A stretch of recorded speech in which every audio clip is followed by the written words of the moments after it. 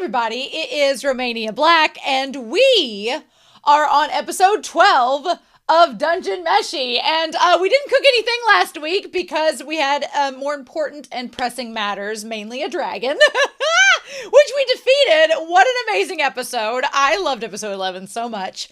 But the unfortunate thing is that we don't know where Farin is. So I wore this shirt for another reaction as well, but also because this one, the blonde, I feel like it channels Farin being like, please come find me. But maybe Farin doesn't want to be found. Who knows? But there was a lot going on last week. So I was pretty excited to dive into this episode and see, where do we go to from here?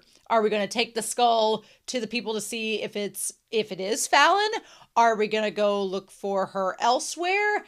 What are we going to do? And what are we going to do with this immense amount of dragon meat? There's going to have to be something going on. So before we dive in, I do have a couple comments that I want to talk about before we start. Annie Flowers, 1998, said for episode 7, the scene with Chilchuck and the sirens. Some people in AO3 took the idea that he had heard them first because of his better hearing and ran with it. Which is kind of cool. I like the idea of Chilchuck's hearing, making him being able to hear the sirens a little bit before Laios and the others. Also, Laios calling Chilchuck by a nickname. And the banter. I know you have a Cabro and Laios ship, but can I suddenly point you in the direction of another potential ship? I feel like Chilchuck's getting all the dudes. First I ship him with Senshi, and now we have the Laios and Chilchuck ship. I mean, why not? Sure, we could ship Chilchuck with Laios. We can ship Chilchuck with Senshi. We can ship Chilchuck with anybody. I don't think with Marcille, though. Marcelle's kind of spoken for by Farin in my mind. And also Chilchuck and Chilchuck and Marcille don't have that kind of dynamic for me. And I don't think Farin and Chilchuck either. I think Farin would give Chilchuck a little peck on the cheek and he'd just turn into stone. Who knows? But that was really good to point out. And then Annie Flowers for episode 8 says, and I really liked this comment a lot, Annie Flowers, I really liked it, saying, one of my biggest pet peeves, especially with Dragon Ball, which I occasionally watched with my dad when he watches it on TV, can relate. My brother and I watched Dragon Ball Z with my dad after school for years and years and years, but said, is when the party just stands around and lets the person struggle through the fight, even if the fight could be over in a few minutes if they just worked together. Yes! What? When did that ever happen in Dragon Ball Z? I don't recall that happening at all. I've never saw a character fighting in Dragon Ball Z while another just stood there. I don't know what you're talking about. But I do find it refreshing that there is so much dynamic energy with everyone in this series and how they work together and how they function as a unit. I do agree that it is really, really awesome to see them be able to coordinate and choreograph all of their movements so well. And last episode was a really good example of that. So you're preaching to the choir. And then finally, Moomin for episode 10 shared an amazing looking recipe for some chicken that I think I will definitely have to be making in the future. But they noted, because I made chicken back in episode 10, that they use a Japanese frying pot, and they shared a link to it. So if you are on Patreon, go to episode 10, check out that link, check out that recipe. I looked at that link and that frying pot looks like it needs to be in my future. So I don't know if we'll fry things anymore on the channel for this series, but I may have to invest in a Japanese frying pot now because it looked a lot handier and more convenient than what I used for episode 10. So yay! So thank you all so much. I really appreciate that. Before we get started with episode 12, I want to give a quick shout out over to our philanthropy tier over on Patreon. My internet is, knock on wood, back, and so I'm able to watch the episodes again. But I want to thank you all so much for your patience and your kindness, especially the philanthropy tier, who they donate a little extra each month and get a shout out in my videos. So thank you, Alex Cornejo. Thank you to Anime Annie. Thank you to Dana, Damage3245. Thank you to Danny Donmai, to Devorin, as well as to Danger Zone, to Destiny Marie, to Ichu, Eric, Elfreya, Lyndon, Liam Poles, as well as Matthew Palfinier, Murphew, Nago, Nicholas, Sunspots, Shimoyama, Starman AA, Shimoyama, Trails, Translucent Men. Thank you all so much for your support. I greatly appreciate it. All of my love. Anyway, I'm super excited about this episode. I can't wait to dive into it, but we're not going to waste any more time. We're going to look at episode 12 of Dungeon Meshi, Delicious in Dungeon, and we get all my stuff in here. We are going to do that here in 3, 2, 1, and let's do it to it. Ha-ha!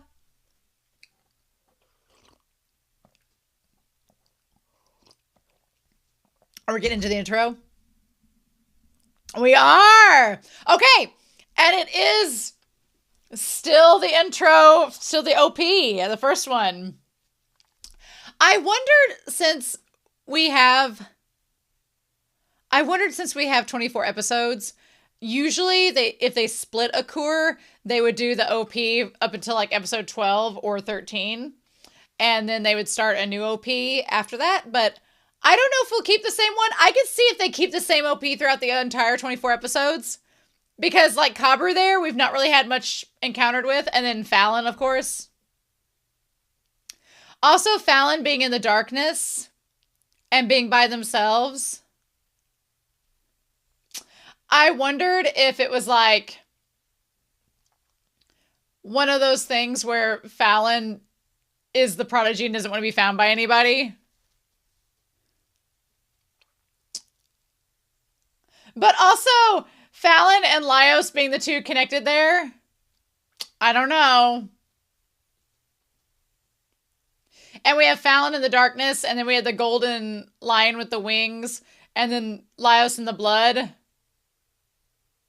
I don't know, y'all. What to see? Okay. What we gonna get? What a way to start the episode!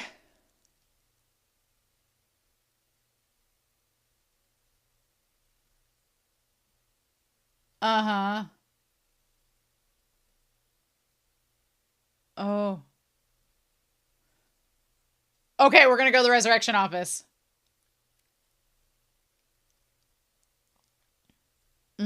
Oh. Man, and they're all covered in the blood. Oh, wow. And oh. Ooh.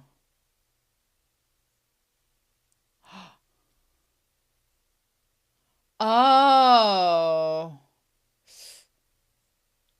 Oh. Okay. Oh. Oh, wow.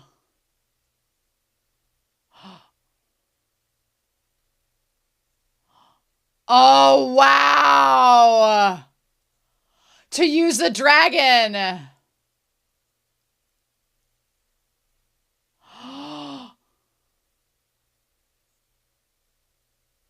Oh, oh. Oh, well, that's nice to bring up now.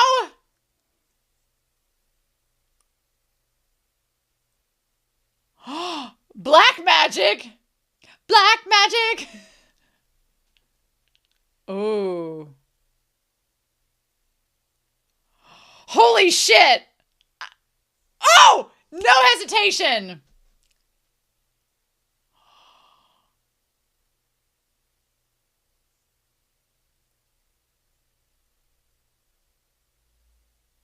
Well, I mean, it's going to be that or a goat or a pig.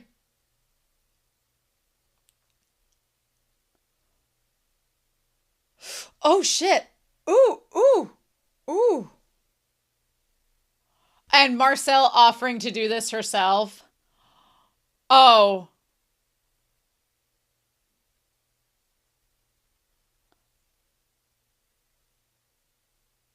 What if it's not... What if it's not Fallon? What if this is some rando that they bring back?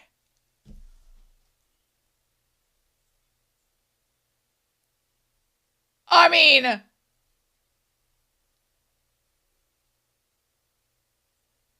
Oh my god.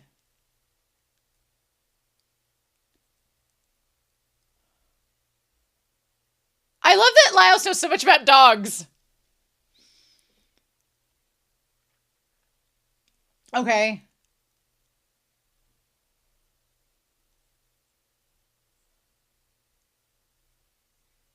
Oh my God.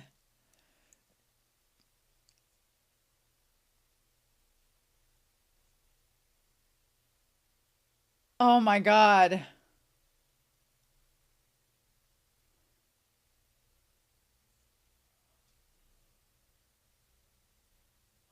Oh my gosh. I am floored by this.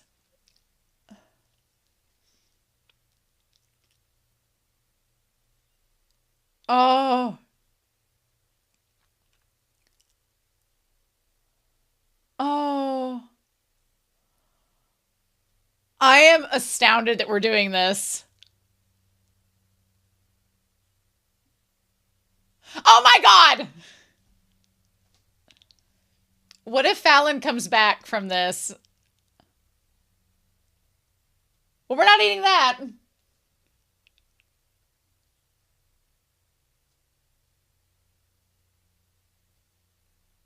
Oh.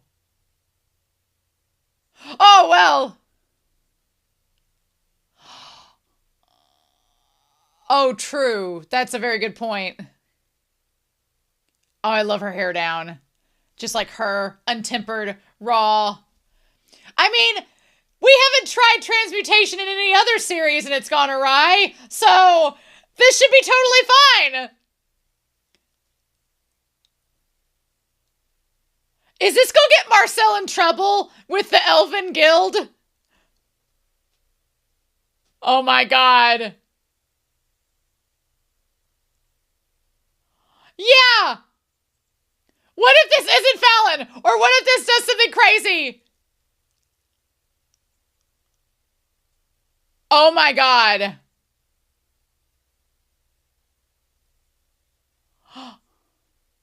Oh. Oh my God.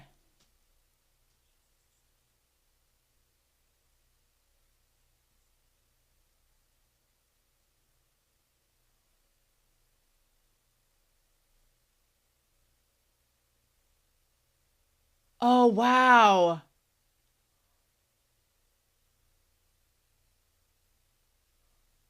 Oh.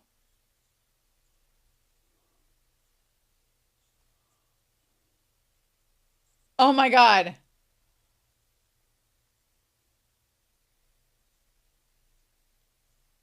Oh my God. It actually was her.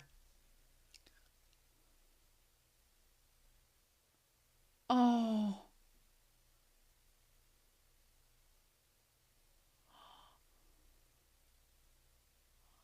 Oh. Oh.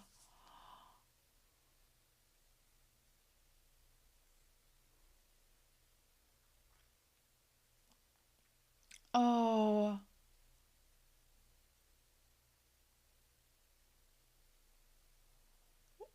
Well, I was resurrected from a dragon.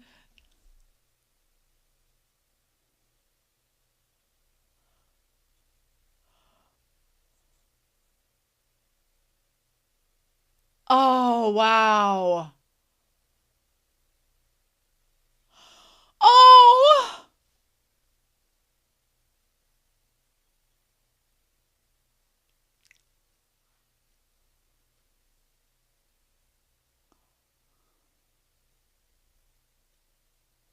Oh.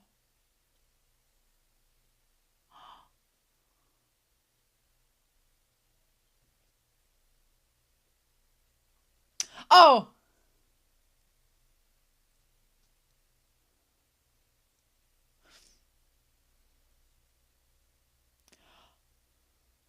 Oh. Oh. I mean, this all went surprisingly well.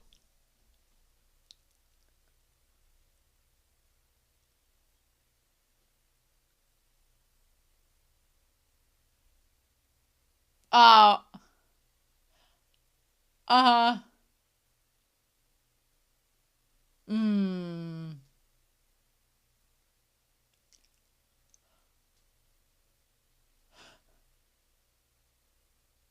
Oh.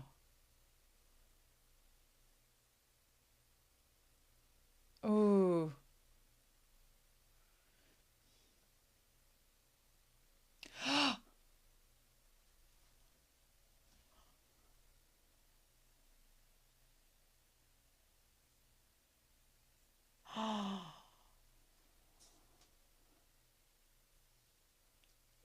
You might be surprised.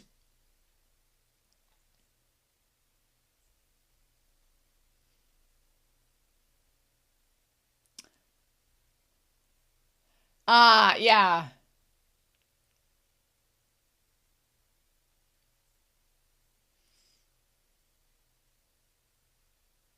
Oh.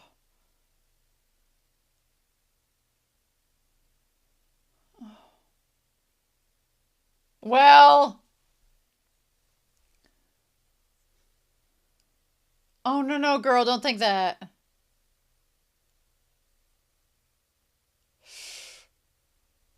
Um, well, she's like, don't worry about that. Oh, no, no.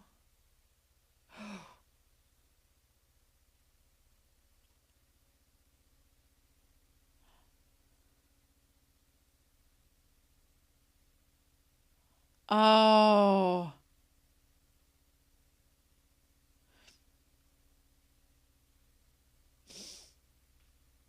Oh.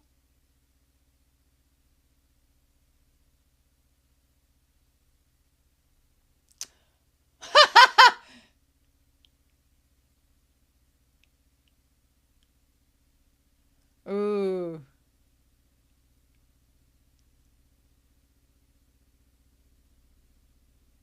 If it weren't for those frogs.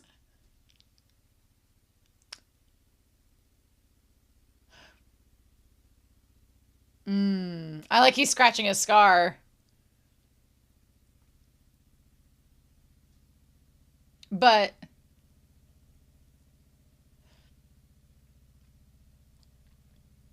oh, do you now?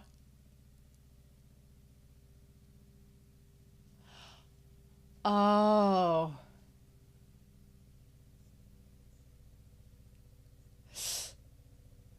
I mean,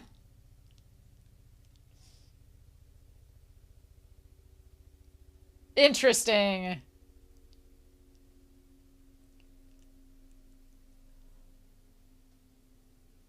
A dark elf. Ooh.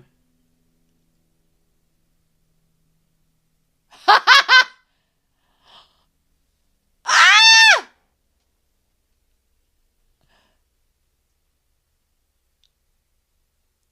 Mm.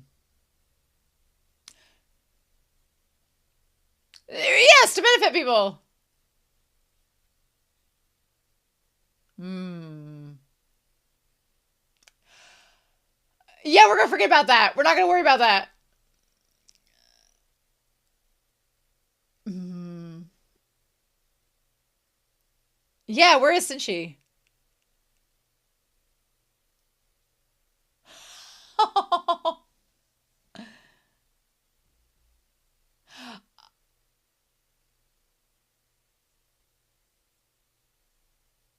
Uh-huh.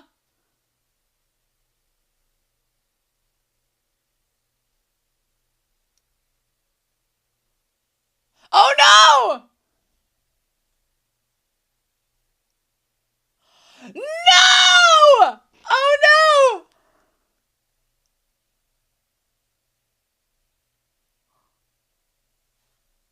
Oh my god. Well, is that gonna destroy the magic circle?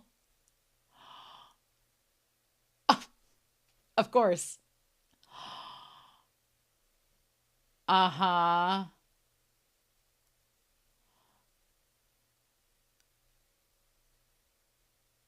Uh-huh.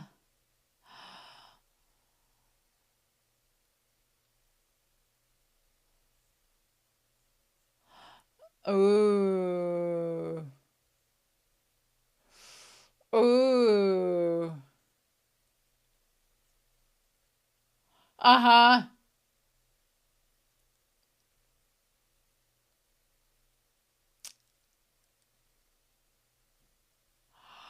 Uh-huh.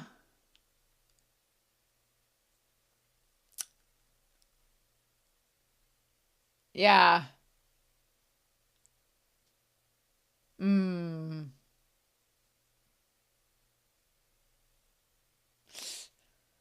Dang it. What a pickle. We can't eat without that.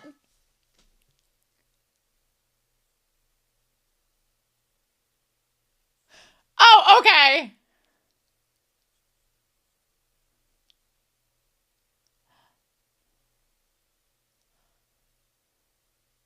Are we making a pizza?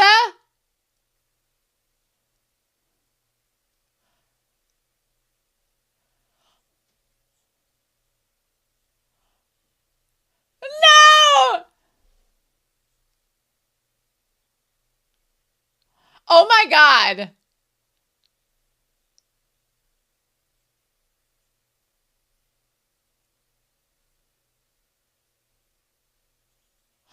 What? Dragon tail soup. Onion pizza. Roast red dragon.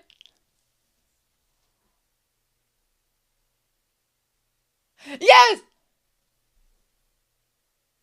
I mean,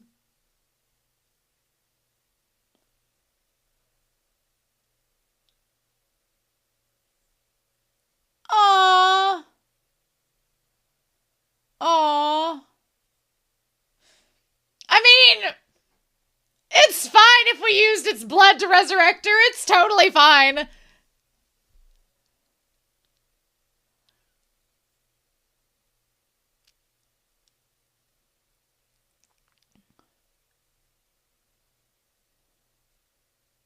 Ah. Oh.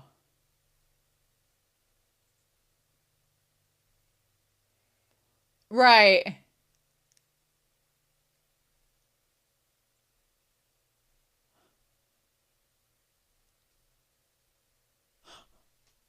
Oh my God. Ah! Ah! Oh my God. Oh my God. And she's like, yes, yes, yes.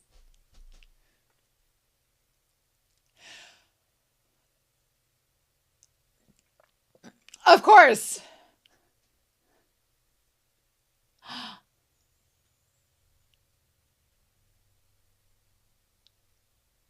Oh my God. She looks like there's more of them. This is what I was afraid of.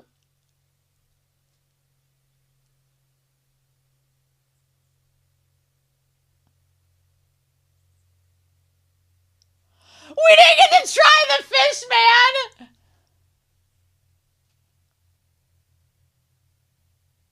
Oh my God. They are siblings.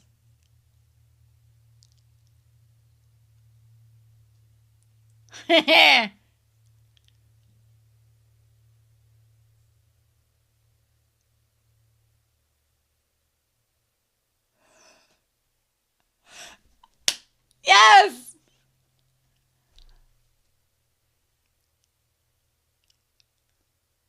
Ah!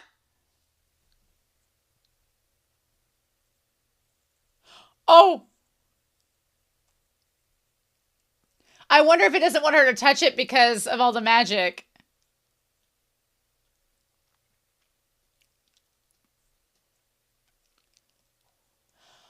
Uh-huh.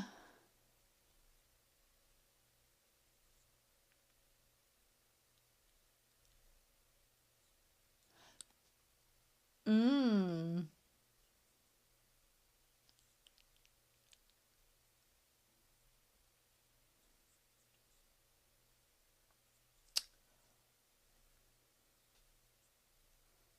Ah, oh. Yeah.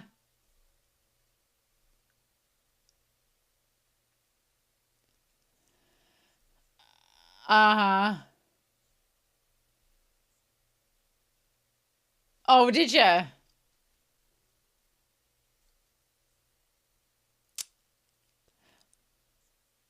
Oh. Oh my God. Marcelle's like, well, it's a good thing I love her.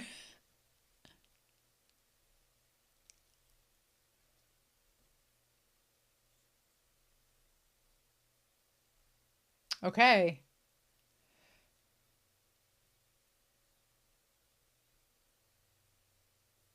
Raises questions.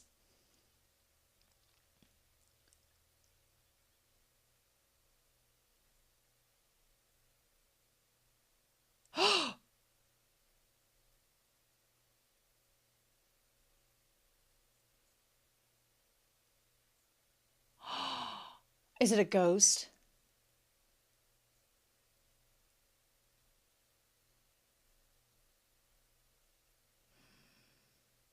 Uh-huh. Oh, Marcel's like, oh, we'll make it fit. Don't you worry.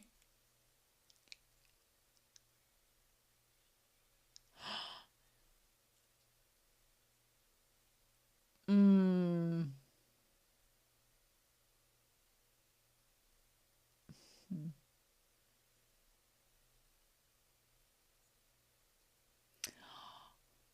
Oh.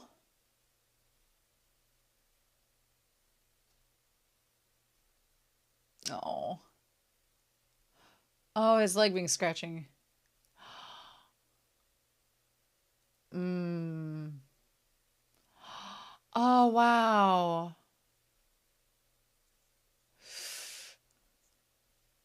Oh.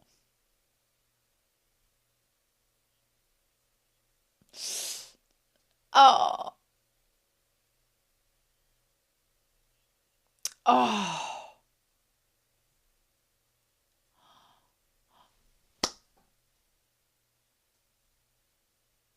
Oh. Oh.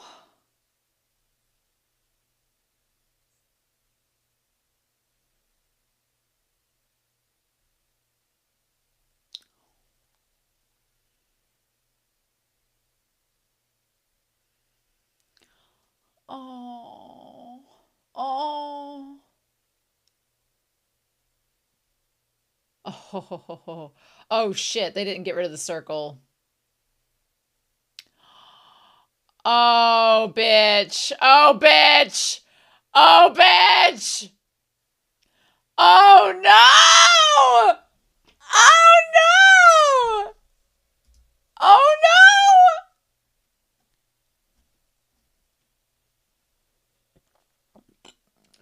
I mean, who would possibly find an elven circle of dark magic to be problematic except possibly another dark elf? Who knows?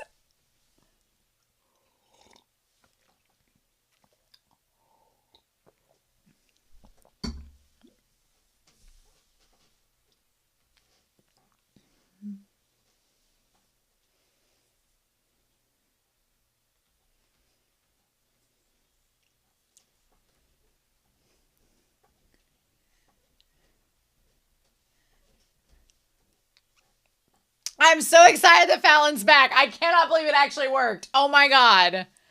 Oh my God. Although, Marcelle, what you been hiding, girl? What you been hiding from everybody? You, for real?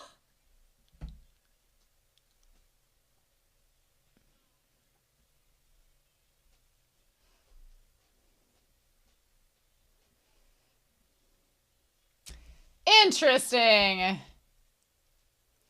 I don't think there's any scenes past this, so...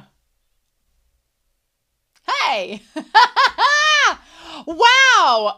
So that episode was absolutely amazing. I I don't even know if I'm gonna use Whiteboard Coon, but it felt like appropriate to bring him out. What a great episode! Oh my god! Well, I was quite wrong. I really am not joking. I had drank the Kool-Aid. I full on believed that this was not Fallon and that it was going to be somebody else's body and that they were going to realize, oh my God, where's Fallon? And Fallon was going to be gone. I fully expected that. I was full on expecting that for this not to be Fallon, but nope, it was. And Marcille knows dark magic. So, again, this series, its world building is you are on a need to know basis, and you did not need to know that Marcille knows some forbidden resurrection magic until the moment that it becomes necessary that you know that. Now, with that being said, our purple-eyed elf friend is back. Are they a dark elf? Oh, who knows? But the show will tell us when it sees fit to tell us. But yeah, I'd imagine an ancient forbidden art. I would imagine that said elf would probably either, one, really like to have known that magic so they could have brought the king back in the painting when they were assassinated. And two, if they did know the magic, could have been responsible for outlawing it and is probably curious why somebody else knows it in this modern day and age. So there's a lot of things that could go wrong. Also, where's this purple-eyed elf been?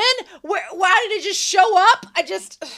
It felt like such a manga moment. You know when you're watching an anime that's an adaptation of a manga and you get to a certain point, like when the episode ends or when something happens and you're like, that is the last panel on a chapter. Like that felt like one of those moments, right? I remember in Bleach, like I could watch the Bleach anime and there'd be certain endings. I'm like, oh, that was a chapter ending. Because you just knew it was.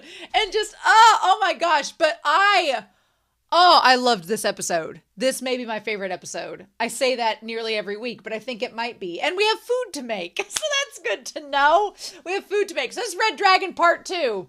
I still can't believe that's the skull. Can we give a shout out? Can we raise a glass to Laios for holding the skull of his dead sister and just rolling with it? Laios showed simultaneously a lot of self-restraint with his emotions, which that scene later on at the end of the episode, oh my God. But I feel for someone, as a sibling myself, for somebody to sit there and hold the skull of your sister and then to remain calm. And then when Marcel's like, well, I could use this forbidden magic. And Laios is like, do it. I was like, whoa, Laios, oh my God. And him and Fallon they are birds of a feather. They are so similar. They're so similar, but so different.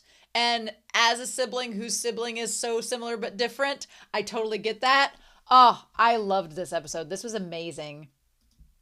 I loved it.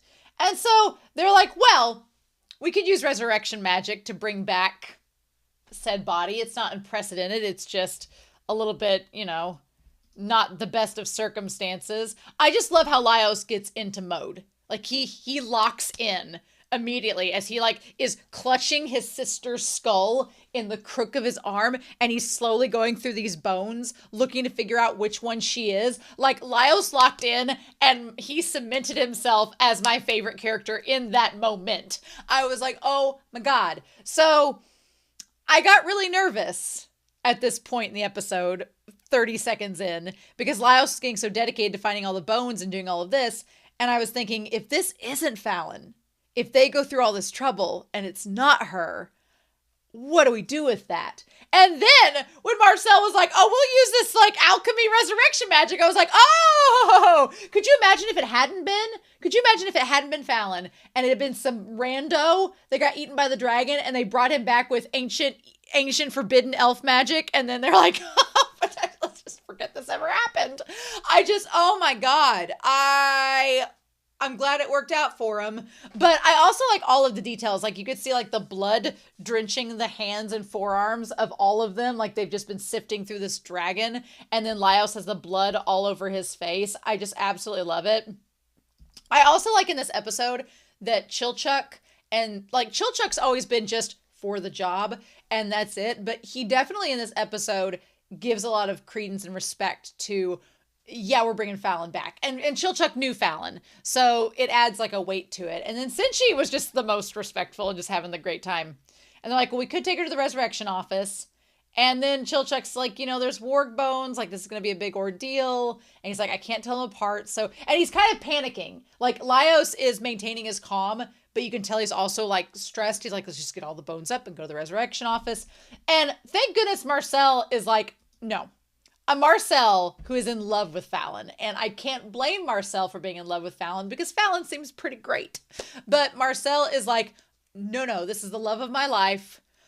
The love of my life, this golden retriever of a man's beautiful sister, his soft-spoken, beautiful, pillowy sister. No.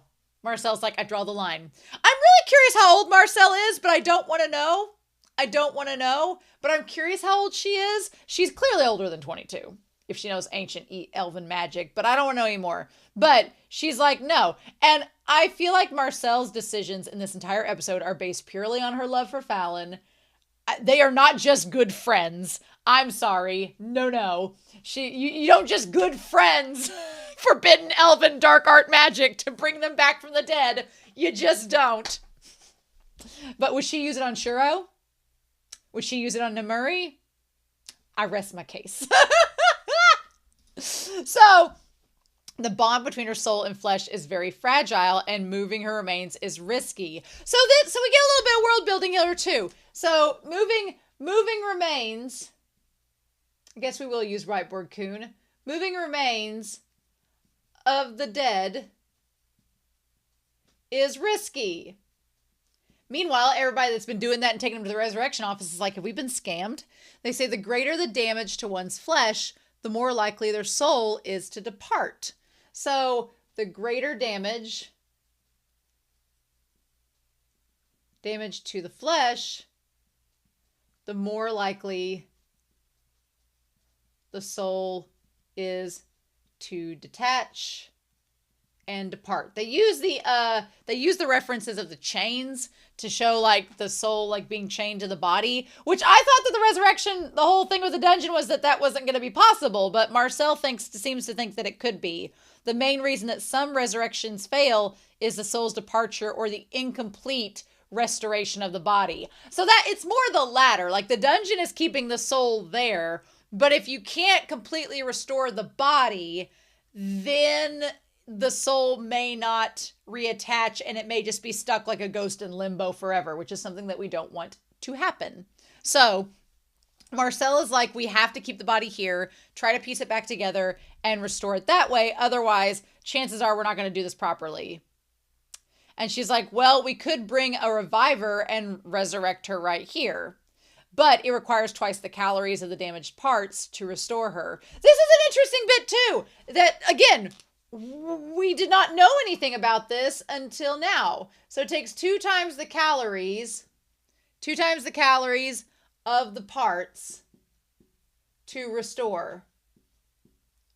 And honestly, that makes sense. And I kind of like that. I kind of like that there is a stipulation to resurrection magic, that it's not just you go to the resurrection office, you drop it off like some dry cleaning, and you come back in 2 days and you're like, oh, pick up a body and go. No, it's much more complicated than that.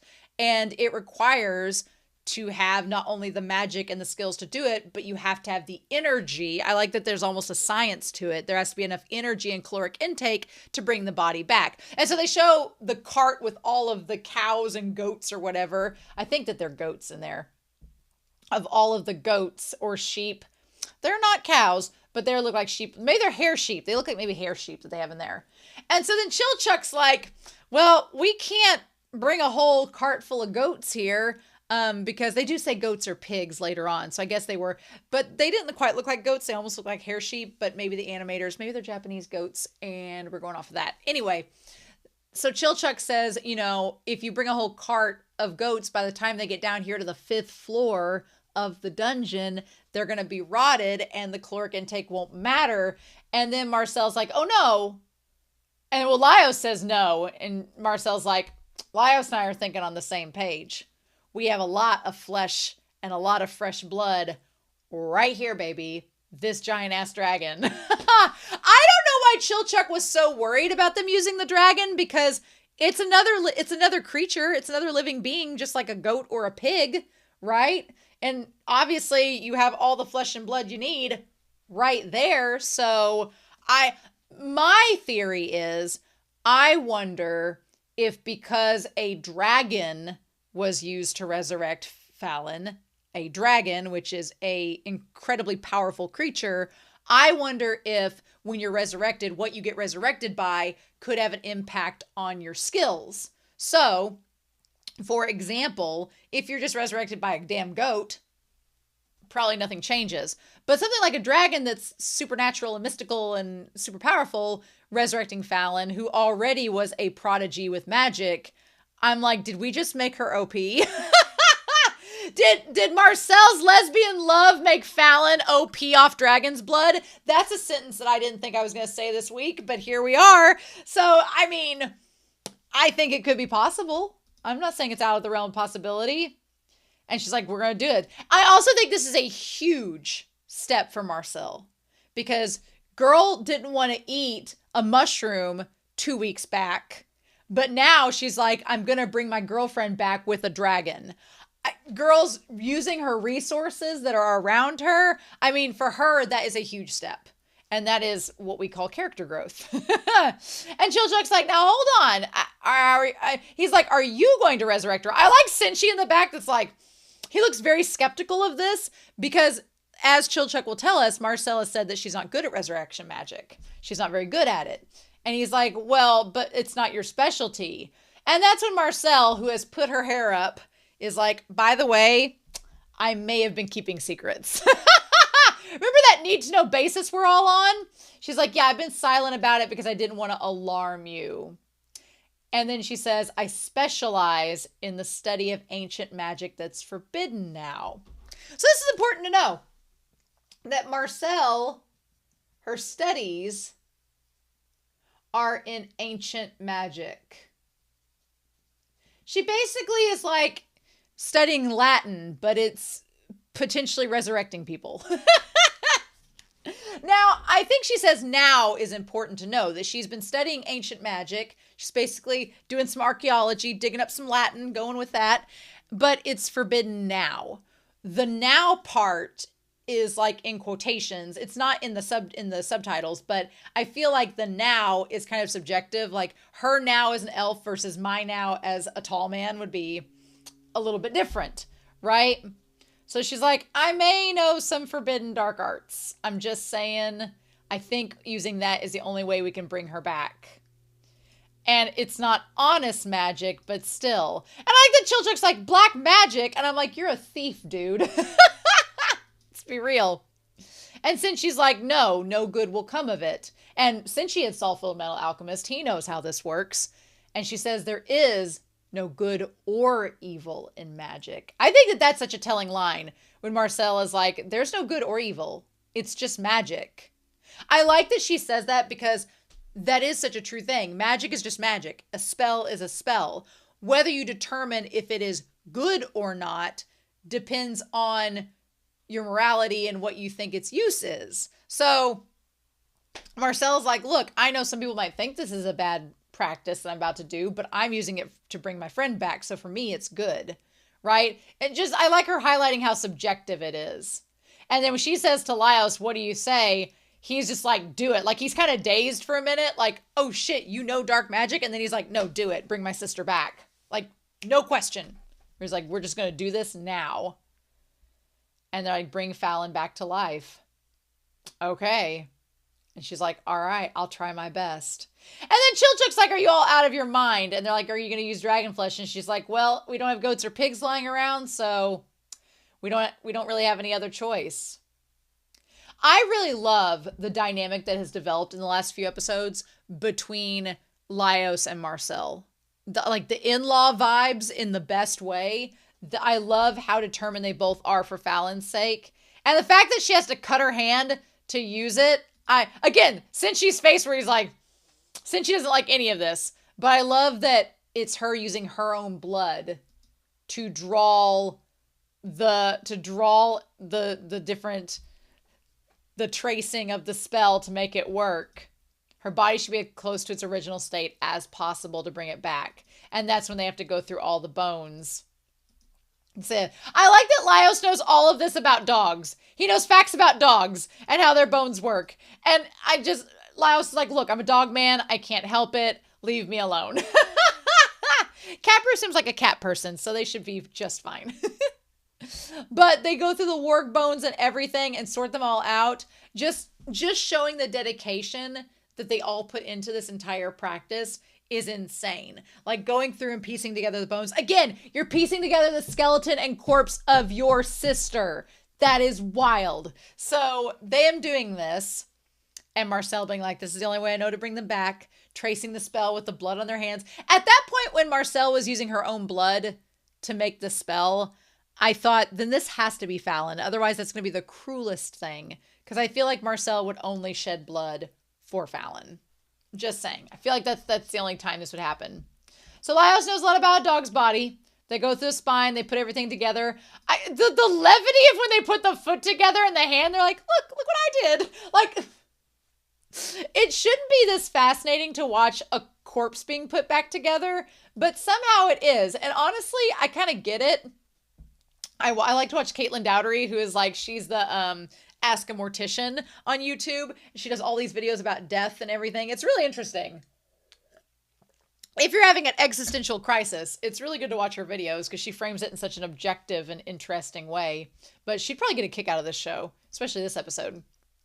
So they put it all together. I like that they frame it like a recipe where it's like the bone structures of Farin and wargs. I love that it looks like a recipe. Oh my God. Also, something that's important to note is that they talk about the animals cannot be resurrected. Once the animal dies, their soul departs. It's only the human souls that are tied to the dungeon. So I think that that's worth noting. And then I like that they're like, well, that was a nice skeleton. Had really good calcium. And then Laios is just crying like, they're just so beautiful, these skeletons. So I think that they try to make the most of the situation. But yeah, I love that Marcille lets her hair down. She lets it flow. It feels very organic. It feels very sensual. Feels very ritualistic in this. But girl, I did not know how this was going to go.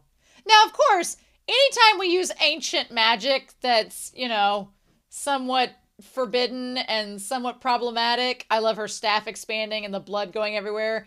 Anytime any of this happens, I feel like, are there going to be side effects to all of this? Because I love that Chilchuk and Cinchi are like, oh, this just immediately got really creepy and dark. And then as she's resurrecting the body, it felt so Full Metal Alchemist, y'all. And then her hair flowing and all of this and her looking just really... I love Marcille as a dark elf. Marcille as a dark elf, knowing black magic, living for this development. I loved the shot where her hair, it's like green and it's flowing everywhere. It felt very Galadriel from Lord of the Rings. It just, it was doing it for me. I love that so much. But I wonder if this spell in itself triggered the purple-eyed elf to come find where this came from and be like, what the fudge? I know this magic. What is this? Because we know that purple-eyed elf is quite old and probably knows about this magic or has used it in the past or tried to. And we also have to consider, are there any drawbacks? Are there any side effects of using it? Because it all went very well. Farin was brought back and seems OP because maybe the dragon blood accelerated her magic renewal because she has dragon blood in her now. I'm like, is there a side effect to all of this? And are we going to see that? And why is the magic forbidden? Right? Because if the magic was just, I feel like resurrecting in itself isn't an illegal practice because people do it all the time. People do it all the time. For money, you do it, whatever. So I feel like the idea of outlawing this spell, there has to be a reason for it. So either some party did not want this magic to be used all the time because they thought that it was like a cheat, or maybe they didn't want it to be exploited for money, or they didn't want it to be used on the wrong person. There has to be a reason why this spell was outlawed. And so we need to find out what that is. And did this spell have a side effect other than making Fallon potentially OP? We need to know that. But this whole animation sequence of bringing her back was so good. I loved it so much. It was just, and then the body getting brought back, the animation of it. Oh, I loved it. I loved it so much. And then Marcille gets, knocked out. But yeah. Also, want to give a shout out to this series for being extremely tasteful in bringing back nude Fallon. Like, I appreciate, like, she's covered in blood and everything, but I appreciate how tasteful everything was done. It was very well done. Good job, show. And just Laios having his sister brought back. And then those eyes opening up. Her eyes opening up, I was expecting it to be creepy or scary, but it wasn't. It was really heartwarming. Where she, like, starts to, like, cough up all this blood, and he tells her to turn over and, like, cough it up, stay calm and spit it out. And then the thing about it is, when she looks back up at him, I mean, her eyes are welling up with tears because she's been coughing, but then she looks back at him. I love him rubbing her back. Oh my God. And then she looks up and the tears are from her coughing, but then they become from her coming back and then seeing him. I love that. I love him being just so gentle and so kind, and him instantly giving her a hug. It's not as good as the hug at the end, but Laios is like best brother. He's just so good, and I love him so much. And him just instantly giving Fallon a hug. Also, I love that we have the episodes called The Red Dragon 2, and then you have Fallon, who is like drenched in blood and is all red herself. So... And she technically is a dragon, kind of, because she's been reborn from the blood of a dragon. So, Daenerys 3.0. But I just love, he's just so happy that she's back. I love this. I love her crying. And then she's like, I'm cold. And he's like, oh, my armor got you cold. Not just the fact that she's nude in general, but he's like, I'll get you something to wear. Aww. I also like the effect of blood on blood. So she has like all the blood from the dragon and being brought back. But then the blood's on top of her. Like, the effect of that was really well done. And then him saying, are you hurt? Are you unhurt? And she's like, yeah, I'm fine. And then, of course, he's like, Marcille, wake up. You're never going to believe this. Your magic worked. And then I love her running to Fallon and into her arms and hugging her. I love that, where she's like, thank goodness. I love that moment. And Laios just there like, I'll let you have that, girl. I feel like Laios would be so supportive of Marcille being part of their family. He would love it. And then she recognized Chilchuck, and then since she gets introduced, which is super cool. But yeah, everybody's so happy to see her. And I love it's just this tender moment where she's surrounded by people that love her. And it's just so welcoming. And she has a little little blanket around her. And they're like, we'll start preparing a meal. So then we have the Just Good Friends in a bathtub bath scene. Just two girlfriends sharing one tub. Two girls, one tub.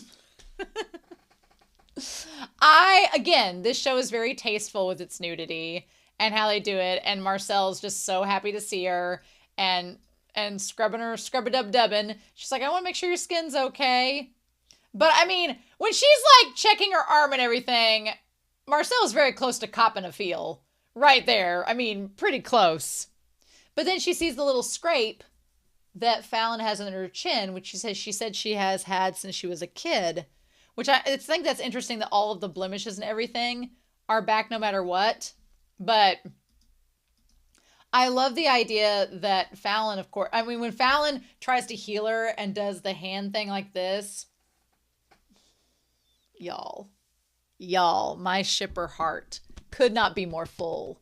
But Fallon seems very not self-critical, but she seems like as soon as she finds out that somebody does something for her, she feels sorry for herself and she feels sorry for the situation and she feels sad that somebody like potentially hurt themselves on her behalf. And I like that Marcille shut that down. She's like, well, if anything happened and you guys like hurt yourselves bringing me back, it's interesting she doesn't remember anything that happened before getting resurrected. I mean, it makes sense that happened, but she doesn't remember what led up to it, which honestly, I don't know if I would want to remember being eaten alive. I don't think I'd want to remember that. So I think it's fine that she doesn't. But I think it's interesting that she doesn't recall the conversation that she had with Laios, where she told Laios to go and then got eaten. She doesn't remember that, supposedly. Or at least at the moment, she doesn't remember it. But Laios does. But I'm glad that Marcille shut her down and said, you're fine. And she's like, oh, and I like that Fallon's like, I have all of this energy and all this magic inside of me. And Marcel's like, well, it could be, like when you start to, when you're recovering from an illness and you think you feel really good and you overexert yourself. She's like, don't get too crazy. Don't use too much magic at once, which I think is strong advice. But she's like, I can't remember how it happened. And then she's like, why is the red dragon? You're like, she doesn't even remember them. Also, R.I.P. Shuro, but, Fallon said our Namari and Shuro's safe. Like, she mentioned Namari before you, bro. You ain't got a chance. I hate to tell you this. I think that Fallon is hoes before bros for sure. But I like that Marcille, she's like, what? And then that's when Fallon says, what's up with that magic circle? Now, it looks a little bit suspicious. And she's like, it didn't look like anything good. I love Marcelle's face when she's talking about it. Marcelle's like, I don't regret using it. I love it. Marcelle's character jumped up so much for me in this episode because girl's like, I am not afraid to use dark arts to bring my girlfriend back. So deal. Like, I love that. She's like, if I forced you to use something like that. And I love that Marcille stands up and she's like, no. She's like, you did not force me to do anything. I did this because I wanted to. And it's done. And we're not going to use it again. It's perfectly fine. Also, I felt, maybe it's because they're both blondes, but there's a scene in Game of Thrones where these two characters that, I wish would get together have a scene and they're two blondes in a bath having a conversation and one of them ends with the other one standing up in front of them. It feels very much like this scene. And I was like, it just took me back. It's one of my favorite Game of Thrones scenes is that scene with those two blonde characters in that bath. It's one of my favorites. And this reminded me of it. And I was just like, very different tone, very different conversations, but it brought me back. And I was like, I love that scene. But I love that Marcille stands up to Fallon. One thing I like about their relationship is Fallon is, in my mind, the stronger of the mages. It's from what we've seen so far. But Fallon is very passive and very idealistic and very sweet. And I like Marcille taking charge and being like, no, we're good. Now, how would their relationship be intimately? I don't know. You all comment down below your suspicions, your theories. But I do like that Marcelle's like, it's fine. What's done is done. Also, something else I really liked about this episode, she's like, they're all stories that we can laugh about now. One thing is body proportions. Thank you, show. Something I really love about this series is drawing like healthy bodies. And the way that Marcille and Fallon are drawn, like girls, they just look healthy, right? Like I know there are some women that are naturally skinny. I get that. And I know there's some women that are naturally curvy. That genetics are a huge part of all of that. But I do appreciate the body diversity and the fact that in drawing these female bodies, they're drawn proportionately and they all look healthy. Like, I love that. I think that's really, really good. I'm 1,000 times here for it. And then I love them shaking hands. Again, like in the OP, them grabbing the hand. She says we'll erase the magic circle altogether and it'll be fine. Well, I wish they got on that before the elf showed up, but I guess we had bigger dragons to fry. Our main concern is the journey back now. Because, yeah, they're on the 5th floor. Now what are they going to do? And she's like, what are we going to do about your clothes? I like that they just find her like a little boyfriend shirt. Or in this case, would be a girlfriend shirt. Mm-hmm. And then Fallon's like, what are you all talking about? Frogs. So I think this is interesting that they talk about, well, now we've come and did our business. We got Fallon back. We need to go back to the surface to replenish our magic and to restock before we make any other. It feels so sad that they made it all the way to the 5th floor and they're going to have to go back to the top and then come all the way back down if that's the case. That seems like such a waste, but I get it. I mean, I get why they would.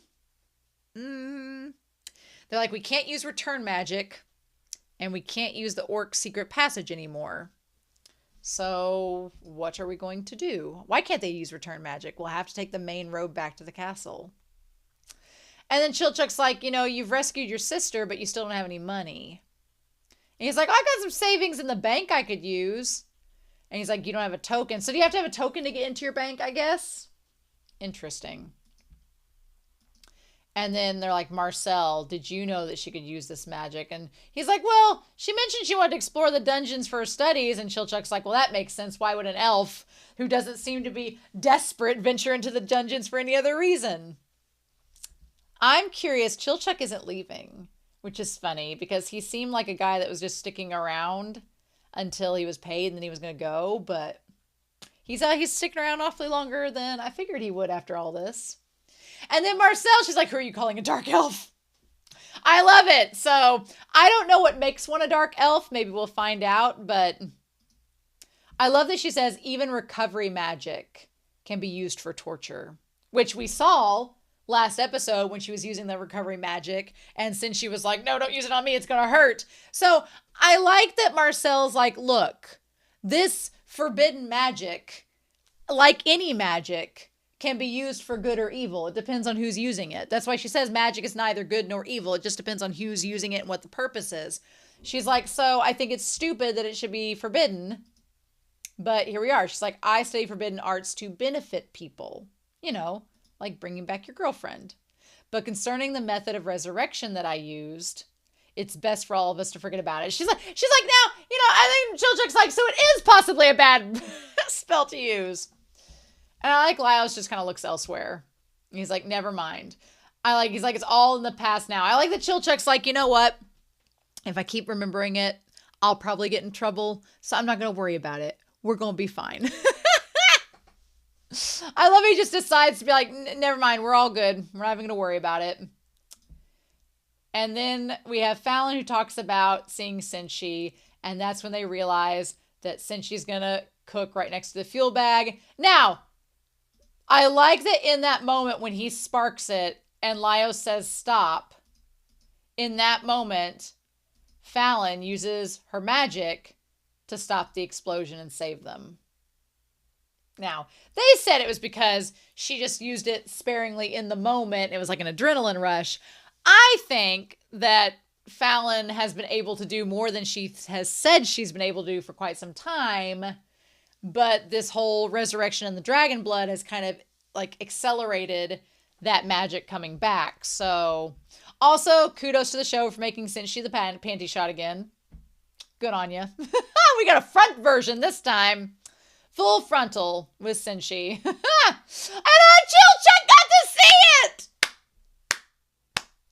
All of you Chilchuk and Senshi shippers, was this good for you? Was this a good moment for you? Oh, that's great. But yeah, they managed to be alive. I do like the fact that there were little bloomers that Fallon got to wear under the shirt. That's super cute. But yeah, Marcelle's like, you didn't chant at all. The magic just happened.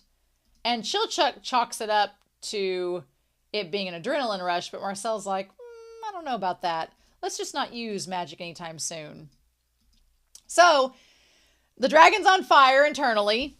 And so they decide to just, with what we've got so far, let's just make it work. I love the idea of using the inside of a dragon that's on fire as an oven to bake pizza. Like, that's so insane. Who thinks of that? And he's like, well, we could use it for cooking.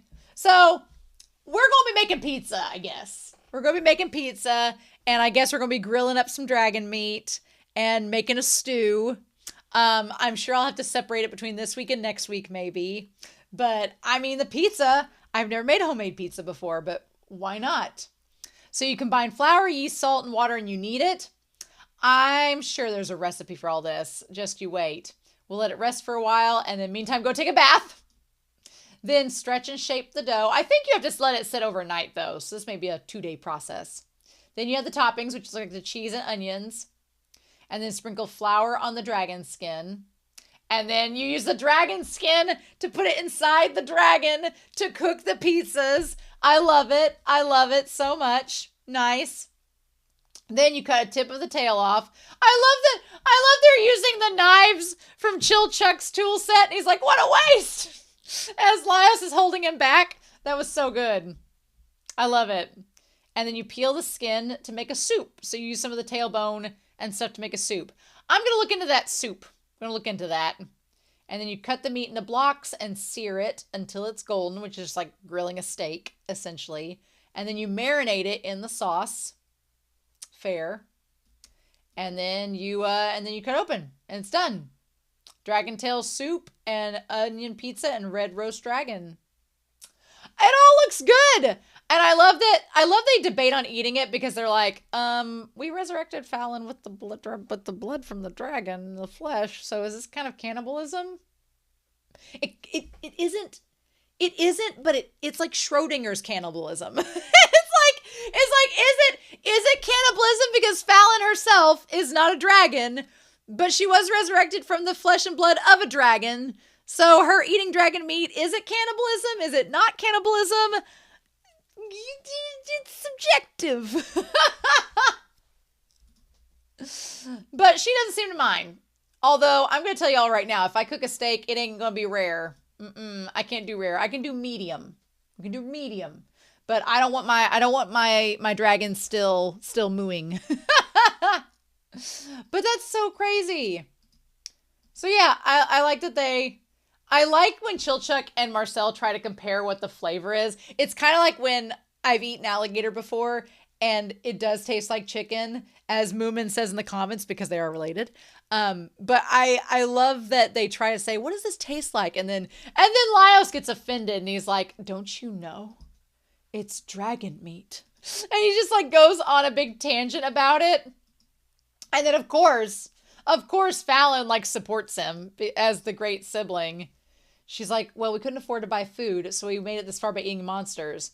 She thinks that's amazing. And Chilchuck is just sitting over this coffee cup like, that checks out. And Marcelle's like, I should have known. And I love Laios. Laios going through all of the animals that they ate felt like when he was telling her about all the things she could do when she left. And she was just like, oh, and I love that she says, what about a fish man? And he's like, we didn't get to try that. I was like, he's like, Chilchuck wouldn't let us try a fish man. I really wanted to. I was like, oh my God, these two boobs are such siblings. They're amazing. And then Chilchuck brings up, oh, by the way, speaking of living armor, your sword that has living armor in it that you didn't tell us about. Chilchuck's probably like, okay, one, we have an elf that knows the dark arts that didn't say anything. Two, we have Laios who didn't say anything about his sword having a living creature in it. And we don't know what sin she has going on in secret. Turns out he's not a natural brunette, you know. But then we see Kin. I do love, though, and of course Marcille freaks out like, why didn't you tell us anything about this? I do like, though, when Farin puts her finger near Kinsuke. Kinsuke's like, And I think it's because he can detect the dragon, like the magic in her and the fact that she has dragon in her now, right? I like that.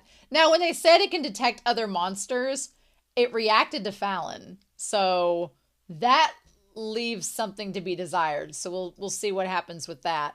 And I do like that Laios says, look, I was going to get another weapon, but I thought that, you know, I didn't want to get rid of Kinsuke. I thought it could be helpful since it could detect monsters. And since she brings back up, he's like, but you said all monsters are dangerous. And Laios is like, yeah, but I thought I could tame this one. And I learned a lesson, and that is that you can't tame a monster. I thought I could neutralize it, and that didn't work. But I like that Falin's like, well, what does it taste like? And he's like, do you want to try? And she's like, yeah. And Marcelle's like, I'm so glad that she's back, but also they are siblings for sure. So something else about Marcille, well, something else about Farin is that we figured out that Farin can, of course, see ghosts. And she sees the ghost of the resident looking up at them. And Laios knows that she can see ghosts from their times when they were kids at the cemetery. And she's like, she said she'll let us stay. And he's like, oh, I see. That's great. I don't know if Marcille and them know that Farin can see ghosts and that she communicates with them. I assume that Marcille knows. But I thought that was such an interesting callback that she can see ghosts and speak to them. And Laios not only knows that, but is totally okay with her being able to do that, which is really cool. Now, Marcille is totally taking advantage of the fact that they're sharing a bed. The just one bed trope. Marcelle's like, yeah. Now, granted, they are sleeping in like the same room with all of them, it looks like. It looked like all of them were, maybe not. Maybe the guys went to their own room and had their own bunk beds or their own like pillow forts on the ground. But am I thinking that Marcille would try anything on Fallon? No, of course not. But Marcelle's like, I get to sleep next to Fallon. This is amazing. Just one bed. Then we were roommates. Like going through all the tropes. I love it. And Fallon's like, well, I've gotten a lot bigger since then. The whole thing where Marcille says to me, you'll always be my little girl. That seems a little weird in a sense because we know Marcelle's an elf and is probably much older. But I thought it was kind of cute in the fact that Marcelle's like, you'll always be the little schoolgirl that I met to me. Like it's a term of endearment. And I love Fallon's little blushy face to that. Oh, super cute. And Marcelle looking so soft saying, I'm really glad I got to see you again. And Fallon saying, me too. So cute. So cute. Then she says she's going to go say goodnight to her brother. And we go downstairs and get Laios with I like the frog suit is hanging up. That's a good little continuity thing where the frog suit's hanging up. Like he's going to take it with him. And he's cleaning the armor. And he has where his leg was bitten off by the dragon. He has the scar there. And Fallon sees that and heals it, which I'm glad she healed it because I was getting a little worried about that scar. I'm like, ooh. But then she was like, did you do something reckless? And I love that Laios gets onto her where he ruffles her hair and like gives her a little noogie and everything. And then when he grabs her and he says, just to be clear, you're the one who did something reckless first. I love in this moment, he becomes such a big brother. Like, the elder sibling in me was like, oh my God, Laios, just slay me now. Like him, like, because usually Laios is not a dominating character. He's not a dominant character. He's just kind of like go with the flow. But hear him getting on to her, I was like, hello, sir. Because yeah, he was worried about her. He's like, so it's on you that things turned out like this. And she's like, what? He's like, don't ever do something like that again. And she's like, well, I don't even recall what I did. And him giving her the hug, like he just looked so big in that moment. He just looks such like a big bear of a man giving his sister this hug. I'm obsessed with that shot of him giving her the hug. I'm just obsessed with it. Mm-hmm. Yep. And her giving them the hug back. And he's like, I won't do it again. I love it. I love it so much. And yeah, and then she's like, good night. And when she walks out and he's like, good night, Fallon. Like they're good nights to each other were so cute. And then when she walks out, she sees that everybody is standing there looking like they all heard. They all heard what Laios said to her. Like Chilchuck's cleaning his tools. And since she looks up, Marcelle's like, we're going to share this bed now. Obsessed. Love it. I love it so much. And then she's like, okay. I love that they're all just so, like, she didn't have to walk very far. She was in the next room over. She's like, I'm going to say goodnight to my brother. And she just walked right over into that. So cute. Meanwhile, though, who stumbles across the circle of magic there that Marcille had? But our purple-eyed elf that looks like they haven't slept in 20,000 years. You know. I'm a bit nervous about that. Could they be a dark elf? Possibly. Possible. Well, I'm obsessed with this episode. This episode was amazing. I loved every second of it. I am so glad Fallon is back in the team. We're at the halfway point of the season. Isn't that exciting? But yeah, so I think we should do some prep work to get ready for our feast and then go from there. So how about we get started on that, shall we? If you're not sticking around for the little cooking portion of this video, then I will see you all next week with episode 13. But otherwise, let's see what prep we need to be doing to get ready for a red dragon feast, shall we? Well, hey everybody, it's Romania Black, and we are going to be splitting the cooking segment for episode 12 into 2 parts. One part is going to be the prep, which we are doing tonight. My brother is not here, so I'm recording solo. And then I'm actually going to do the other part tomorrow. I will record, which will be the cooking actual segment, and we'll put that with episode 13. So we're splitting it up, but that's okay. Also, I'm going to go ahead and forewarn you, I don't know if I'm going to be able to wait. I may have to watch episode 13 tonight after doing this prep because I want to be able to answer questions tomorrow while we're cooking, and I would like to kind of have knowledge about episode 13 before I do that, so we'll see. But anyway, so what we're going to be doing is we're not going to be making the soup, the oxtail soup, because I looked around and finding oxtail in our area is #rural problems. But also my family actually does process a steer every year so that we can have beef.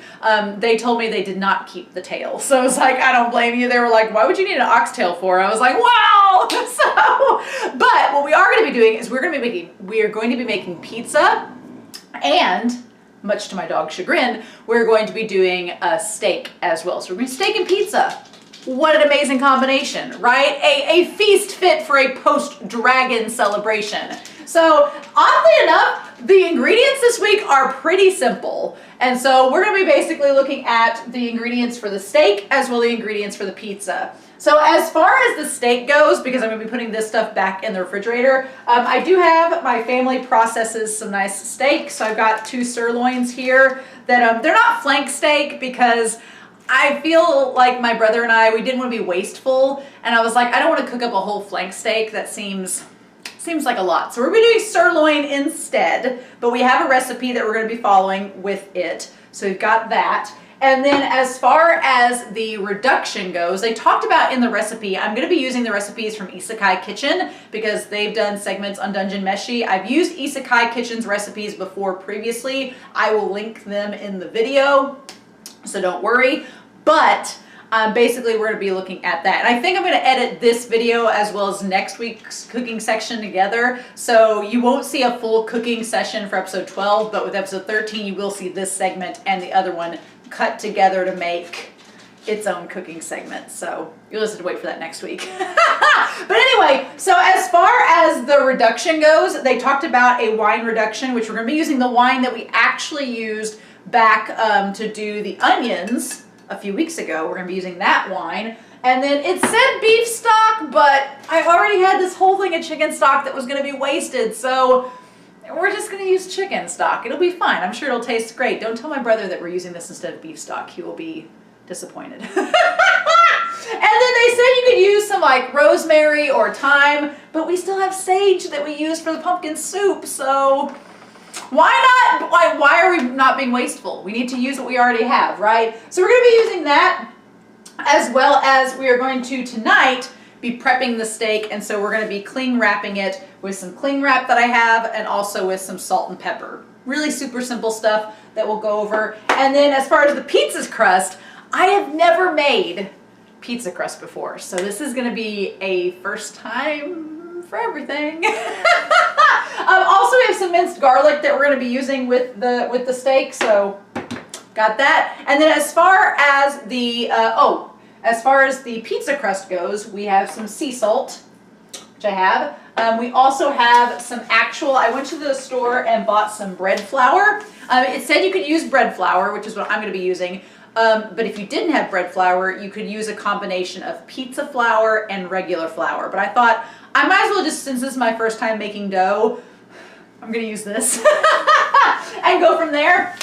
They also recommended using some olive oil, which we have topped here. I used up all the rest of the olive oil in our frying incident, so I had to go buy some new olive oil. And then we have the onion, a sweet onion for the pizza. And then we also have some like legit fresh mozzarella, which we're going to be cutting into slices, which I'm super excited about. They said slices of mozzarella, but I didn't really want to do like processed slices, so I thought maybe just cutting some fresh mozzarella. It felt more Italian, it felt more authentic, so we're going to use that and do that. Also, there's some regular flour we're going to be using for the dough itself. And then here's the thing. they recommended using a yeast in the dough, active yeast. And I have never worked with active yeast before, and the store that again, hashtag real problems, did not have instant yeast. And I was like, So I looked up, can you use an alternative for yeast with anything? And they said you could use baking powder. So we're gonna be using baking powder. Hopefully it turns out well. Again, we're not gonna tell my brother that I'm substituting things because he doesn't like when I substitute things because he says it doesn't turn out well, but it's fine. It's all great. I've also noticed there's not really any sauce with this pizza, which is unusual because I love marinara. I am a marinara connoisseur. I love it. I could drink it by the gallon. So the fact that we're doing pizza without marinara and just using cheese and onions is interesting to me, but we're gonna try it out. So anyway, this is all pretty simple ingredients, but we're gonna be making the pizza dough tonight, and we're gonna be letting it sit overnight, and we're gonna be prepping the steak and letting it sit overnight as well before we cook it the next day. So I'm pretty excited about that. So with that being said, let us begin. Okay, so the first thing that we're gonna do is take our sirloin steaks here.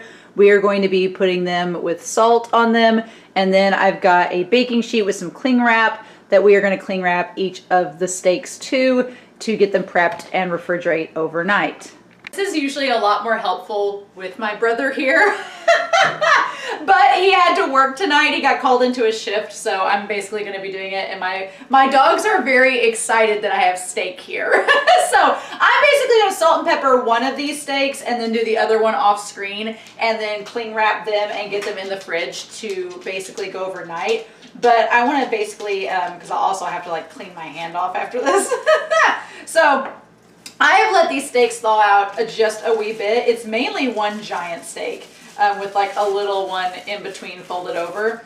So there's like a little baby steak here, and then there's a bigger one. So we're going to take the bigger one, and we are going to, it said do it over a wire rack too, but I feel like I didn't have a wire rack to do that with, so we're just gonna salt that one. We're gonna pepper it, pepper this one on this side, and get some extra spice on there, because there's not gonna be a lot of spice outside of this. And then do some salting. You can basically salt that sucker and salt that one side of it. Pat it in there, and we're gonna cling wrap that and fold it over like so. Just exciting. And then take that and salt it on that side. And this way I can just throw out that. I feel like Cincy would be proud of that, surely. And we're gonna wrap that around and cling wrap that and cling wrap them both together.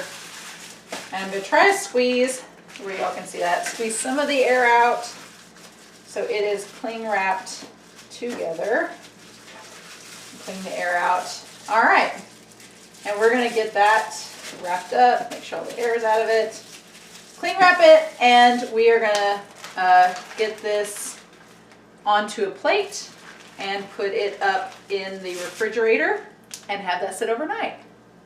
Okay, so I've washed my hands, we've done all that, and I have been doing a little bit of prep work on the pizza dough to get ready, because this is gonna be a multi-step process. So Isekai Kitchens, the way that they measured out, they did their measurements, they did them by grams. Hello, not metric system in the US. And they also recommend that you use scales, and I was like, oh, I don't have any food scales. And I didn't have time to purchase them before doing this, but I am of the fact that we'll just convert grams to teaspoons and cups and go from there, because that's how I've been trained to do measurements. So they recommended using 300 grams of bread flour, or you could use 150 grams of pizza flour and 150 grams of all-purpose flour. I chose the bread flour. Note that they do say cook before sneaking a taste. Flour is raw. Cook thoroughly before enjoying. Good to know. But I ended up measuring out this is 300 grams of bread flour, which about equals 2 1/3 cups. So if you're gonna not use the grams or the scales, it's 2 cups and 1/3 of a cup, and did that. So I used my little R2D2 measuring cups for that.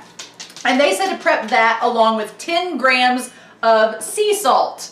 So 10 grams equals about half of a tablespoon, which is 1.5 of, I believe it would be of teaspoons.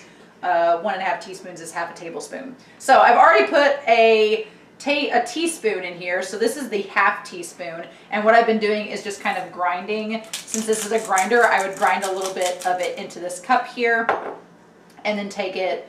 And then that should be equal about half. So 1.5 teaspoons is half a tablespoon. Oh my God. And we're just gonna put that sea salt in there. I'm really excited about the sea salt because sea salt has like a different taste and texture than regular salt. So I'm really excited about that. So I'm gonna mix that salt up with my flour and kind of use a fork just to measure. It said we're gonna mix the water and oil and baking powder up with our fingers. But I didn't want to put the finger into the flour, obviously. So we're just gonna mix that in there and get that flour mixture in with the sea salt. I'm pretty excited about that. I'm honestly proud because anytime I have baked or done anything with flour, it ends up everywhere. It's like, unless you are, I am constantly amazed by the cooking shows that just have flour perfectly come out of the bag. I'm like, that thing is a nightmare. That is a bomb waiting to go off and just flour everywhere. So I'm pretty excited that I managed off screen to get it into this bowl. If I'd been doing it on camera, it would not have worked. So they say in a large mixing bowl, which you have our large mixing bowl, use your finger to stir together the lukewarm water. So they explicitly said lukewarm. And I remember watching Great British Baking Show where some baker had used cold water on accident and it ruined the flour in the dough. And I was like, aha, lukewarm, very important. So this is lukewarm water. It's not too hot, it's just tepid. It is REAN approved if you watch Blue Lock, but it is tepid lukewarm water. So 200 grams equals about 7/8 of a cup. And on the measuring cup, I'm assuming this little line before is 7/8. We're gonna go with it. We'll see. It's not a full cup. It's close to a cup, but not a full cup. So we're gonna put the water in there. And then it says 4 grams of olive oil, which I looked up 4 grams is 1/3 of a tablespoon, which this measurement here says 1/3 of a tablespoon. So we're just gonna put 1/3 of that in there. And put that oil and water. Oil and water is so much fun because you can kind of see where it just makes little bubbles on the end. It just kind of floats in there. Lots of fun. I'm going to use my actual water to kind of rinse that out and have the oil in there. Now the big thing is to have, I know once I put the baking powder in here, it's going to start activating and doing a thing. So I'm going to kind of have to work quickly at that point. So it says in a large mixing bowl, use your finger to stir together lukewarm tap water, yeast, and olive oil. So instead of the yeast, we're using baking powder. And so they recommend using for that, they say 2 grams or half a teaspoon. So we're gonna be using the half a teaspoon we used on the salt a minute ago to be getting, I wanna make sure I try to get as even as possible. All right, so we're gonna do that. All right, put that back on there. And we're going to put that in there. Ooh. And we're going to take our finger and stir it and have it kind of stirring in there. It looks very cloudy and murky and the oil is sticking to the sides there, which is crazy. Okay, and that helped to dissolve, the water helped to dissolve the baking powder very quickly into this, which is good. There's no baking powder left. It just looks like an oily, cloudy water. It looks like when you get air in your lungs. So then it says, add in your flours and your salt and mix with your hands until the ingredients combine and you get a shaggy dough. This is where we're gonna get messy, y'all. So we're gonna add this in. Oh, it's so fluffy. Add this in with your hand. All right, and combine with your hand until you get a shaggy dough. Oh, this is the first time I've messed with dough this way in water. This is so wild. I've never messed with water and dough this way, but it says to hand mix it, so that's what we're going to do. Oh my gosh. Well, there with that, there's just flour already everywhere. So, okay. Oh my gosh. I feel like the water absorbed it way too fast. And now we're getting this shaggy dough. All right, I want to like try to mix in and get as much. Oh my gosh, it's sticking to my hands. It's sticking everywhere. Well, shaggy dough it is. But, oh my gosh, I want to try to mix in. I don't want to mix it too much because I always hear that you're not supposed to overmix, but I'm not. I feel like I'm not getting the flour in there enough. It smells like dough. It also looks very shaggy. Okay, so it says until you get a shaggy dough and cover the bowl with a kitchen towel and let it rest for 15 minutes. I feel like I want to get the rest of the dough around this so I can get this all up in there because I want to try to mix it all up and get as much of that water and all that in as possible, because right now it feels like it's too, it feels shaggy for sure. I don't know. I feel also like the raising agent and everything just combined into it, but I want to try to get all that up in there as much as I can. Oh man, this definitely is shaggy. It feels like the hair of a Fraggle. I feel like is what it is, right? Okay, this dough is very interesting. Okay, so I've got that all hand mixed in there, and I feel like it is all pretty much in there for the most part. I want to get as much of it off my fingers. Also, like I said, I made sure to wash my hands after handling the meat, because the last thing you want to do is risk any contamination between raw steak and your bread dough. So we're going to put that in there. Interesting. Okay. Well, I feel like I've mixed it up in there. And there's that. Okay. So we got my bread dough there. And it says to cover with a towel and let rest, kitchen rest, and let rest for 15 minutes. All right, and before we knead it. So that is fine. I'm going to cover this with a towel, wash my hands off, and then we're going to come back in 15 minutes and we're going to knead this dough into some balls to refrigerate overnight for our pizza. So let's see how that works. Okay, so we've let this dough, it still looks really like chunky, but we're gonna knead it. So our directions now state on a floured surface, which we're gonna flour this. It said to have a cup of flour ready, which I'm assuming is so you have plenty of flour for this. So we're gonna do that. On a floured surface, knead the rested dough until you get a nice and smooth. We're gonna do that. Have my towel here, wipe off. Flour is so messy. But all right, we've let this stand for 15 minutes and it has actually kind of come together. All right, that's not bad. That's not bad. So on the floured surface, pour out the dough and knead the rest of the dough until you get a nice smooth texture. Kneading means folding one end to the other. So we're gonna push this out of the way so y'all can see. So we're gonna push one end to the other and then push down with your palms towards the center, rotate and repeat several times until the dough is smooth. I have never done this. So repeat several times. Oh, there's getting flour everywhere until the dough is smooth. This is so messy. This is so messy. We're gonna roll this all out and then flip it over because, oh man, oh yeah, we got some smooth out this dough. Knead until you get a nice smooth texture, and then do that, repeat several times towards the palm center, rotate. Okay, it is starting to come together. So kneading it.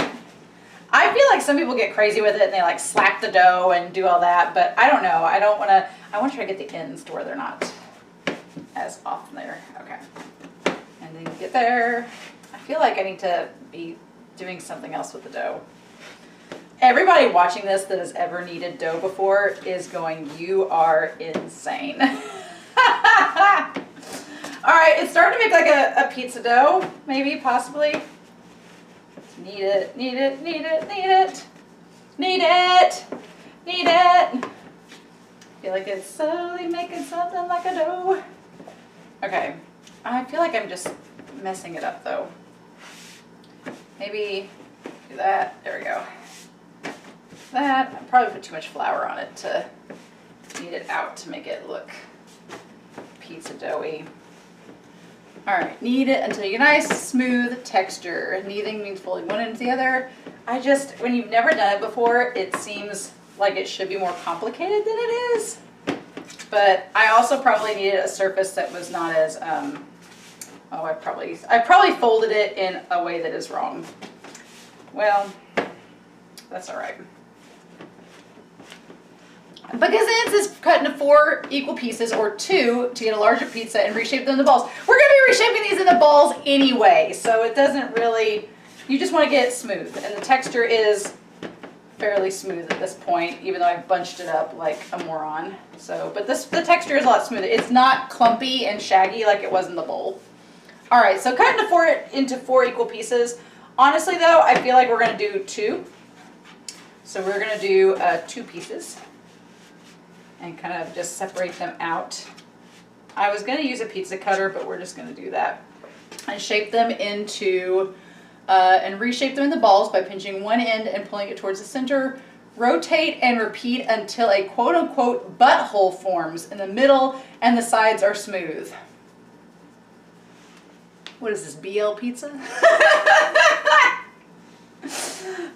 Okay, so it said just rotate it out, pinching the ends and rotate it until, I'm used to like making it into, this is not a smooth ball at all.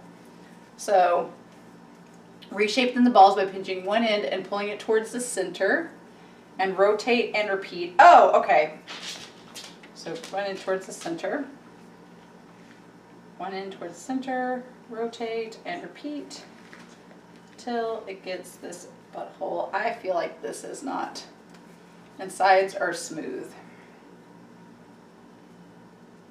I feel like I'm not doing something right. I feel like I am not doing something correct in making this ball, but I don't know. I don't know what else I could be doing that would be different. Pinching one end and pulling it towards the center and rotate and repeat until it makes this butthole. Well, maybe in the center? Maybe that's what I'm supposed to be doing? Maybe. Maybe I'm doing that right? Pinching it towards this one in the center? I mean, oh, okay, maybe that's it. Okay, maybe that's what I am doing. It's just trying to pinch the corners that aren't, okay, it's trying to pinch the corners that are not, so you don't have the parts of it splitting, because you're going to let it rest overnight. And so you pinch, oh, you do, you kind of pinch it till it becomes a butthole. Okay, fine, you got me. Now I kind of get it. I get it now. Okay. You pinch it towards the center. All right. And then you smooth it out. Okay.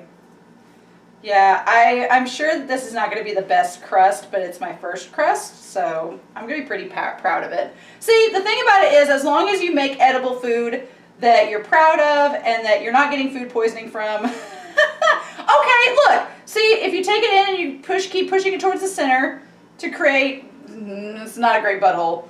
I've seen better. Then, I'm glad my brother's not here. I can talk about BL and sexy times. When your siblings in the room, it's a little bit different. Okay, so I feel like now I know how Laios and Fallon feel. All right, so yeah, so this looks like a little smooth ball. Awesome, cool. And so then it says what we're gonna do is flip this over and see what it says. Flour the bottom of the dough ball so that it won't stick. All right, so we flour the bottom of the dough ball. There, get that on there, flour, nice, and cover that up. Get that flour in on there, and then place it gently into a container and seal with a cling wrap. Okay, well we're gonna put this on some flour for right now, and let it sit there just for a hot second until we have some flour there in a container.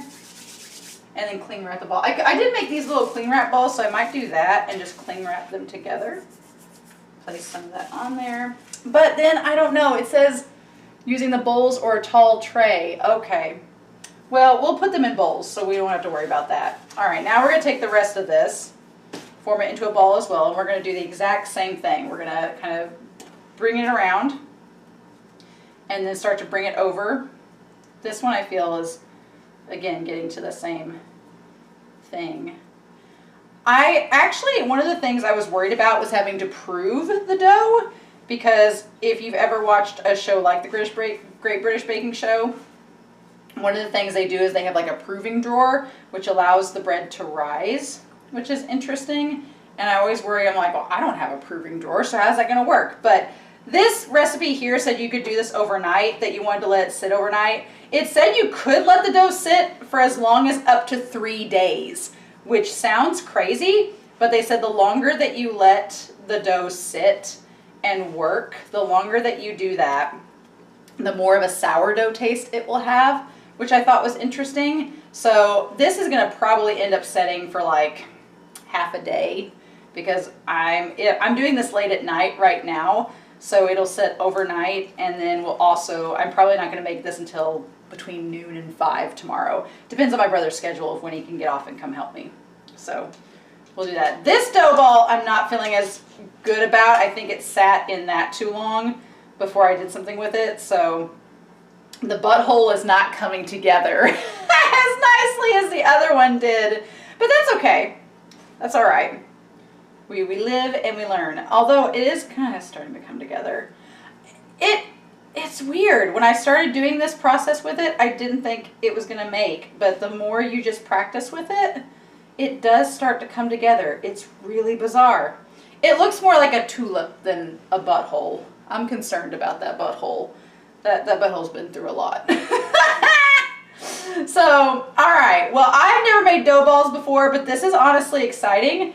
I'm excited to see this coming together to make some smooth sides and to see it all formulate into 2 pizzas for my brother and I.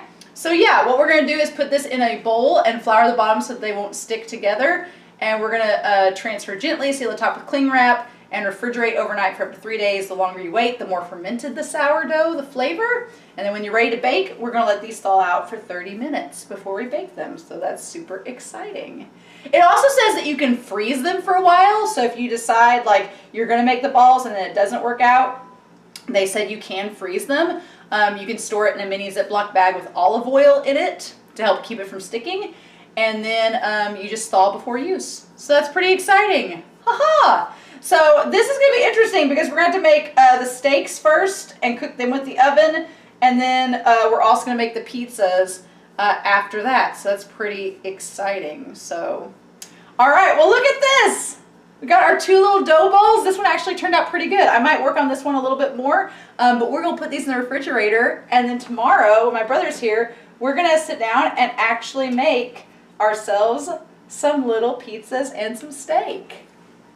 I'll see you all then. But you know what? This is all we're going to be doing for this week's video. Is going to let these thaw overnight. Unfortunately, you all will have to wait a week. But then when we come back next week for episode 13, I'm going to go watch episode 13 now and see how that process goes. And then you guys will get to see the finished product of our cooking next week. So in the meantime, I hope you all have a wonderful week. Please stay safe. Take care. And yeah, I'm going to be back very soon with a delicious edition of Dungeon Meshi, aka Delicious in Dungeon. I'll see you then, y'all. Bye!